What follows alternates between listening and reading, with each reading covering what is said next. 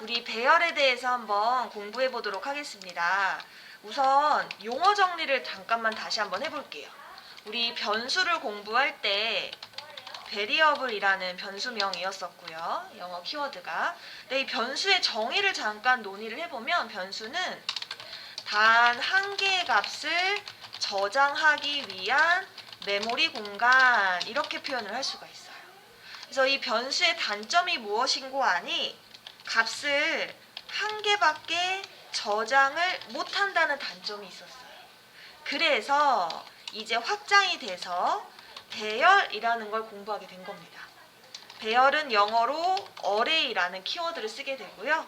이 배열은 말 그대로 여러 개의 값을 저장하기 위한 메모리 공간이다. 이렇게 스토리가 확장이 돼요. 자, 그러면 배열이 어떻게 쓰이는지 지금부터 한번 살펴볼게요. 자, 내려오셔서 예를 들어 우리가 값을 3개 저장하고자 할 때 기존의 변수 시절에는 이렇게밖에 저장을 못했어요. 일일이 값을 나열을 해야 했었죠.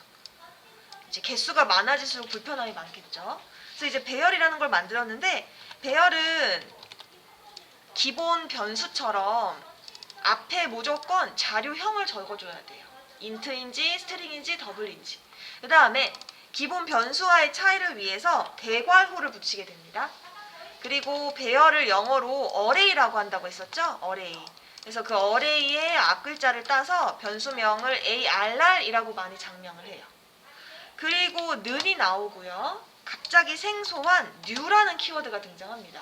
근데 new가 완전 생소한 건 아니에요. 여러분들 스캐너 할 때도 new가 나왔고 랜덤 할 때도 new가 나왔어요. 사실 이 new는 여러분들이 C 언어까지 공부하시면 좀 더 잘 이해할 수 있는 부분이라서 이 부분은 후반때에 다룰 거예요. 그래서 C 언어를 배우지 않으신 분들도 이런 주소 개념이나 메모리 개념을 학습할 수 있는데 도움이 될 겁니다. 근데 지금은 배제할게요. 지금은 이것 때문에 여러분들이 논리 공부하는데 방해가 될 것 같아서. 아시겠죠? 그래서 new는 일단 무시해주세요. 암기 대상이다라고 생각해 주시고 다시 int 다음에 대괄호를 붙이는데 여기에 여러분들이 생성하고자 하는 방의 개수를 적어주시면 됩니다. 지금 저는 10, 20, 30을 저장하고 싶어요. 총 3개가 필요하죠. 그럼 3이라고 적어주시면 돼요. 자, 그리고 문법적으로 이 대괄호의 위치는 자료형 뒤에 와도 되고요.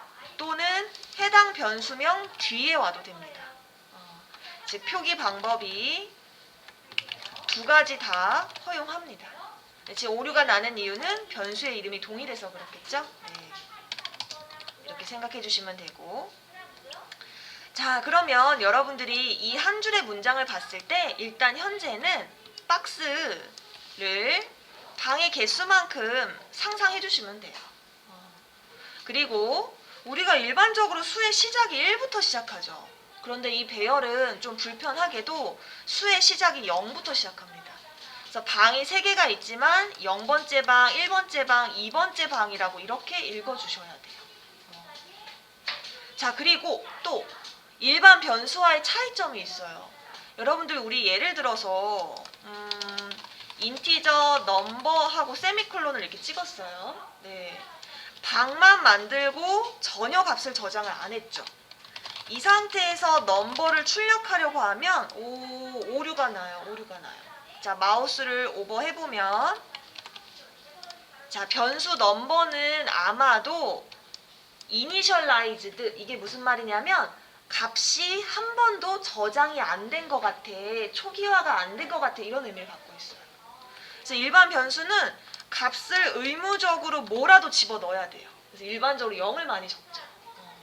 이걸 적지 않으면 오류가 납니다. 이처럼.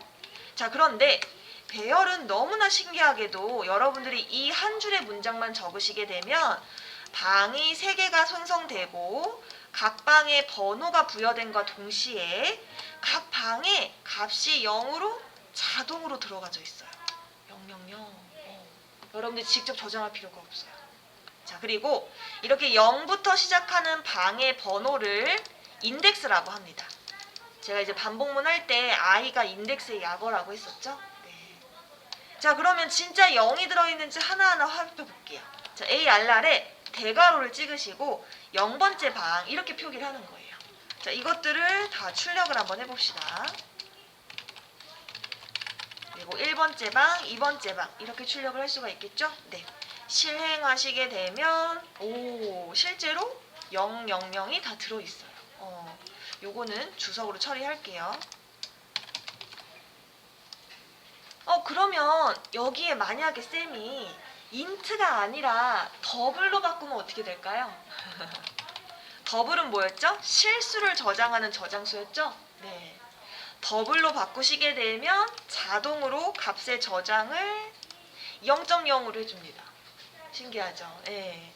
그래서 여러분들이 배열 앞에 선언하는 종류가 무엇이냐에 따라서 초기에 설정되는 값이 달라요. 그런데 우리가 당분간은 거의 인트만 쓸 것이기 때문에 000으로 자동 초기화된다. 일반 변수와 그런 차이점이 있다라고 하나 알아두시면 돼요. 자, 그 다음에 또 하나 알아둘 게 있어요. 자, 예를 들어서 여러분들이 변수를 사용하실 때 넘버라는 변수가 있어요. 그러면 이 넘버를 0으로 먼저 초기화 넘버가 있군요. 그러면 뭐로 할까요? 테스트. 테스트라는 변수를 이렇게 저장을 해 놓으시고 그 다음 줄에서 테스트의 값을 넣어도 상관이 없어요. 이처럼 변수를 생성하고 값을 저장할 때 두 줄의 형태로도 가능한 거죠. 한 줄이 아니라. 배열도 그게 가능한가요? 네, 가능합니다.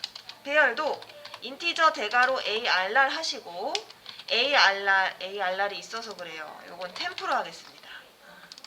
그 다음에 템프는 new 인티저 방색에 이런 식으로 두 줄로 찢어서 표기가 가능합니다.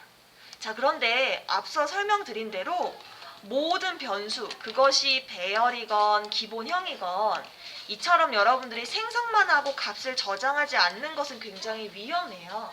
그래서 권장하는 코드는 무조건 기본값으로 인트는 0으로 더블은 0.0으로 저장하는 게 가장 안전합니다.